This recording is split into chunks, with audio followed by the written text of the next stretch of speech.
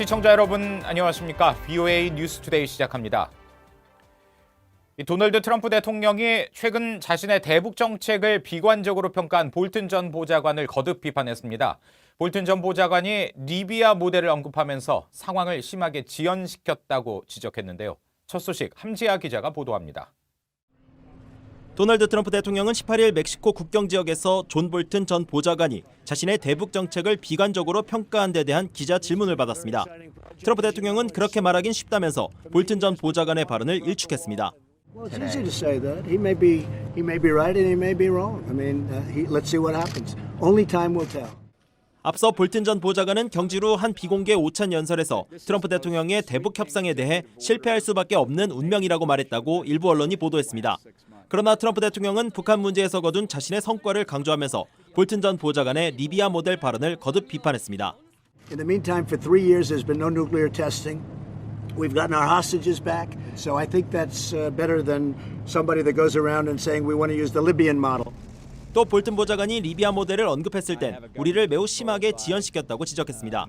트럼프 대통령은 볼튼 전 보좌관을 해임하고 하루 뒤 배경을 설명하면서 리비아 모델 발언은 실수였다고 말했습니다. He made some very big mistakes when he talked about the Libyan model for Kim Jong-un. You just take a look at what happened with Gaddafi. That was not a good statement to make, and it set us back. 트럼프 대통령은 볼튼 보좌관이 과거 얼마나 서툴게 해왔는지 살펴볼 필요가 있다고 생각한다며 어쩌면 새로운 방식이 더 좋을 수 있다고 말했습니다. VOA 뉴스 함지아입니다. 북한과 금융거래를 하는 데 필요한 승인 면허에 대해 감독을 강화하는 법안이 미 하원에 상정됐습니다. 미국이나 해외 금융기관을 통해 처리되는 거래가 북한의 각종 불법 활동을 덮는 건지 감독을 강화하겠다는 겁니다. 이조은 기자가 전해드립니다. 하원 금융위원회 소속의 덴버 리글맨 공화당 의원 27일 대북 은행 업무 감독 법안을 발의했습니다. 미 정부가 승인하는 북한 관련 금융 서비스 면허에 대한 의회의 감독을 요구하는 내용이 골자입니다. 법안은 재무장관에게 금융기관이 미국의 독자 대북 제재 대상에 혜택을 주는 금융 서비스를 제공할 수 있도록 하는 면허가 포함된 보고서를 180일마다 상하원에 제출할 것을 의무화한다고 명시했습니다. 미국은 물론 해외 금융기관에 발급된 면허도 해당됩니다. 국무부가 방산물자 수출 면허 승인 내역을 반드시 의회에 보고해야 하는 것처럼 대북 금융 서비스 승인 면허에 관한 재무부의 의회 보고도 정례화하겠다는 겁니다. 현재 재무부 해외자산통제실과 상무부 산하 산업안보국은 비정부 기구의 대북 인도주의 지원 활동 등 예외적인 경우에 한해서만 대북 금융 서비스 제공을 허용하는 면허를 금융기관에 발급하고 있습니다. 해당 금융거래가 대량 살상 무기 개발 등 북한의 각종 불법 활동에 대한 금융관리가 부족하다고 판단될 경우 이 면허는 취소 또는 승인이 거부될 수 있습니다. 국무부는 그동안 대북 인도 지원에 대해 엄격한 제재 조치가 주민들을 위한 적법한 인도 지원 제공을 방해하지 않도록 하는 것이 미국의 정책이라는 입장을 밝혀왔습니다. 그러면서도 북한 정권이 재원을 주민들의 복지보다 대량 살상 무기 프로그램과 군사용 무기 자금으로 사용하고 있다고 지적해왔습니다. 이런 가운데 대북 금융거래를 돕는 해외 금융기관에 의무적으로 3자 제재를 부과하는 강력한 대북 제재 법안은 의회 통과가 유력시되고 있습니다. VOA 뉴스 이조은입니다. 미국 재무부가 북한의 해킹 조직 3곳을 제재 대상에 올린 것은 상징적 의미가 크다고 미 사이버 안보 전문가들이 밝혔습니다. 최근 미국이 북한 담당 사이버 부서를 신설하고 해킹 예방 조치를 잇따라 내놓은 것은 제재를 보완하는 실효적 조치라는 분석인데요. 조상진 기자가 취재했습니다. 매튜화 민주주의 수호재단 연구원은 미국 재무부가 최근 북한 해킹 조직 3곳을 제재 대상에 지정하면서 정찰 총국을 표적으로 한 점에 주목했습니다. 사이버 범죄를 일으키는 북한 정부 당국을 명시해 그 상징성이 매우 크다는 것입니다. Obviously, a point that I mentioned yesterday is one of the benefits of the sanctions was we identified specific groups and delineated Lazarus from its two subsidiaries.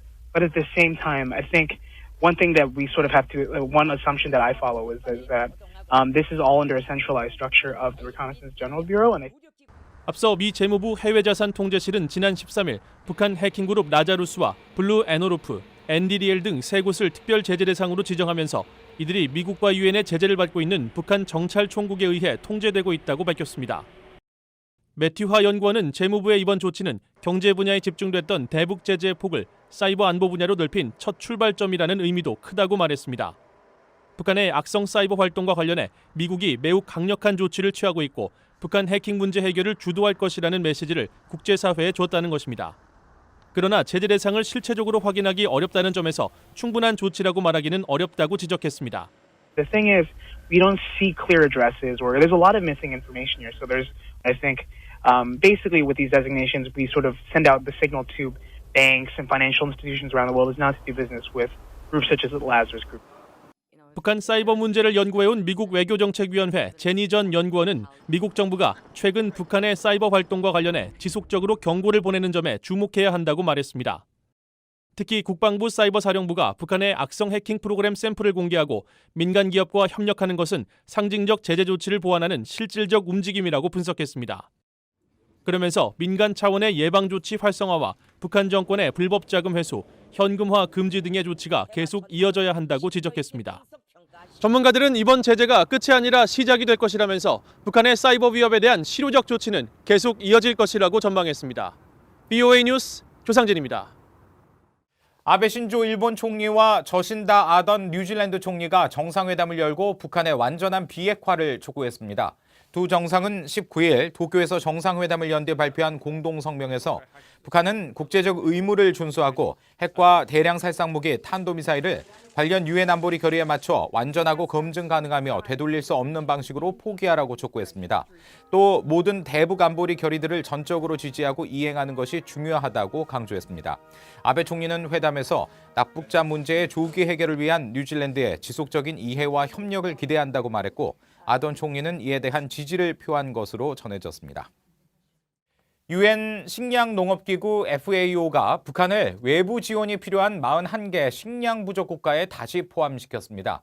유엔 식량농업기구는 19일 발표한 작황 전망과 식량 상황 3분기 보고서를 통해 지난 3월과 4월 세계 식량계획 WFP와 공동으로 북한 현지 평가를 실시한 결과 전체 주민의 40%인 1,000만 명이 식량 지원이 시급한 것으로 조사됐다고 밝혔습니다. 또 작물 생육 시기인 지난 4월 중순에서 7월 중순까지 강수량과 관계수가 부족해 쌀과 옥수수 재배에 악영향을 끼쳤다면서 올 가을 수확량은 지난 5년 평균에 못 미칠 것으로 내다봤습니다. 보고서는 올해 북한의 식량 부족을 해결하기 위해 식량 158만 5천 톤을 외부에서 수입해야 한다고 밝혔습니다. 다음 달 평양에서 예정된 카타르 월드컵 한국 북한 예선전을 위한 준비 등에 북한 측 답변을 받지 못하고 있다는 한국 정부 당국자의 발언과 관련해 국제축구연맹 FIFA는 당초 예정대로 평양에서 예선전이 열릴 것이라고 밝혔습니다. FIFA 대변인은 19일 VOA에 보낸 이메일 답변을 통해 2022년 카타르 월드컵 예선 경기 남북한전이 다음 달 15일 평양에서 열릴 예정이라는 점을 확인할 수 있다고 말했습니다. 북한 축구협회는 지난달 2일 아시아축구연맹에 예선전 홈 경기 일정을 전달하면서 한국과의 경기를 10월 15일 오후 5시 30분 평양 김일성 경기장에서 치르겠다고 통보했습니다. 앞서 한국 통일부 당국자는 예선전이 한 달 남아 촉박하다면서 북한의 반응은 아직 없다고 말했습니다. 북한이 한국에서 최근 아프리카 돼지열병이 발병한 사실을 보도했지만 공동 방역을 추진하자는 한국 측 제안에는 응답하지 않고 있는 것으로 알려졌습니다. 북한 관영 조선중앙통신은 19일 한국 방송 보도를 인용해 경기도에서 아프리카 돼지열병이 발생했다며 관련 내용을 전했습니다. 북한 매체가 한국의 돼지열병 발병 사실을 보도한 것은 이번이 처음이지만 북한 유입 가능성 등 구체적인 발병 경로 등에 대해서는 언급하지 않았습니다. 앞서 한국통일부는 18일과 19일 개성 남북공동연락사무소 연락대표 접촉을 통해 돼지열병 발생 상황을 알리고 남북 방역 협력 추진 필요성을 제기하는 대북 통지문을 전달했지만 북한 측으로부터 아직 반응이 없다고 밝혔습니다. 이상으로 VOA 뉴스투데이 마칩니다. 함께해 주신 여러분 고맙습니다.